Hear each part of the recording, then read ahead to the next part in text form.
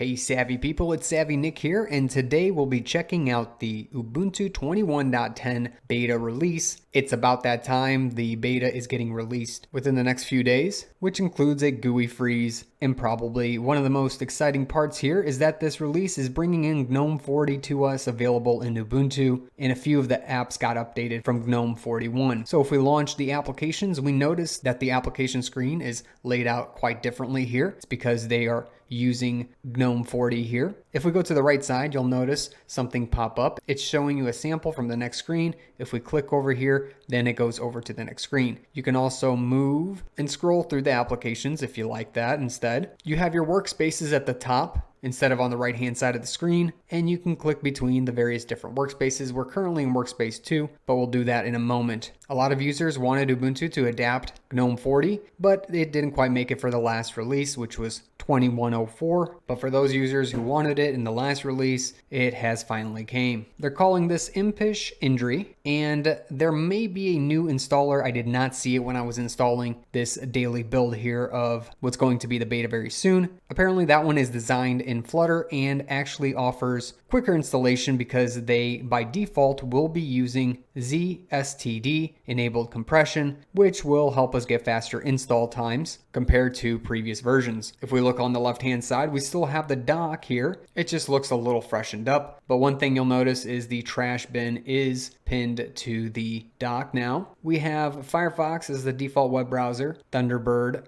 Mail as a default mail client. Files hasn't really changed any, much of the same theme. Rhythmbox, LibreOffice Writer, the Ubuntu Software Center, Help, and then like I said, the trash bin is up there. I have a few more programs running in the background currently, but we'll check out the Software Center real quick just to see if there's any differences in here. Everything looks the same in here as far as I can tell. If we check out About Software version 3.38, I think that's what was in the last one as well. So much the same. If we exit out, let's talk a little bit about Wayland, which is the default display server here. So Wayland has been offered for a little while now on Ubuntu distributions, but what's special about this one is now we'll have advanced support for Nvidia users. This has been announced with the Linux kernel getting updated to 5.13. If we check out activities at the top left, we can see a full-fledged view of all of our workspaces. Here in the middle, we can scroll through the various different workspaces that we have. I can go to the left or right here to get between workspaces. I currently have 2 up. It takes up a bunch of the screen, whereas before it was kind of on the right hand side and it was a vertical view versus this horizontal view. We can still search for things up top if we want, such as for display settings or something. We'll just type in display, and then it says in settings we do have a few things here to change things around. One other thing I've noticed is on the background, of course that's changed, but if you right click, you have desktop icon settings. If you click on that, you have different various settings available for your desktop icons. Whether or not you want to hide or show icons on the background right away. This is a little unique because I don't believe by default Ubuntu allows you to put things on the background, and it looks like they've adopted that with Gnome 40, which is quite exciting because I personally like having icons on my desktop background. And the official release is coming out around the 14th of October with 9 months of support here for Ubuntu 21.10. Of course, release times might change by a few days, but we'll be getting it sometime here in October after the beta finishes up if they don't find too many problems. If we go to the top middle, we still have the notifications with the calendar, all the same there. On the right hand side, we have our wireless or wired connection settings, locking the computer and logging out or powering it down. You also have volume control as usual. Nothing special there. Let's run through real quick the initial setup whenever you finish installing. You have your online accounts to set up, whether or not you want to help by sending anonymous data to Ubuntu. I usually select no for this one. Next, and then we have the location services, whether or not you want to enable that, and says ready to go, and you can open up the software center and start installing some of the most popular apps, which it shows you right here on the welcome screen. Nothing really changed there, but let's check out a few more things in order to figure out how many resources are being taken up and what the system information is. All right, and on a fresh boot up here, we'll launch a terminal and check something out. So if we run htop in the background, we can check out our system resources. Currently the CPU is going between 1 and 3%,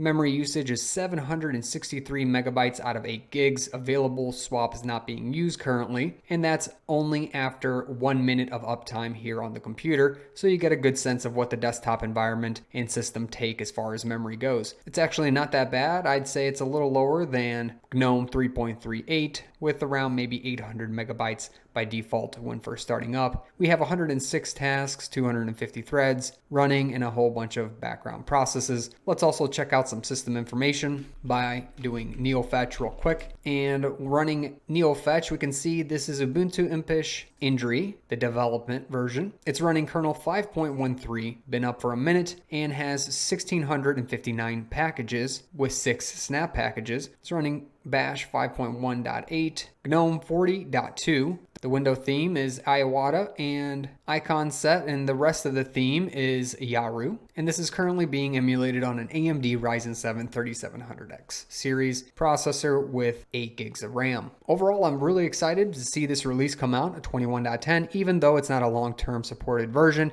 you can still make an upgrade from the short-term to the long-term support version whenever it comes out in April of 2022. A lot of people are going to like this one and make the upgrade, I'm sure. Let me know in the comment section if you will. Let's just check out one last thing by changing the backgrounds, what options we have. They did run a little contest here, and 2 of the top winners, which were right here, this first image, which is of a beautiful road and some trees here in what looks like fall here. That was one of the winners of the competition that Ubuntu held for submitting wallpapers, so you can actually try these out yourself whenever you get Ubuntu. Let's change backgrounds here again. If I launch settings, another one here available is this starry sky, but by default, of course, you're going to have this lemur looking animal. Very good. Congrats to those winners, and that's about it. If you have any questions, comments, or suggestions, please make sure to post them in the comment section below. Also, make sure to subscribe for future videos and make sure to like the video. Catch me and a great community on Discord, and I'll catch you in another video. Thanks for watching.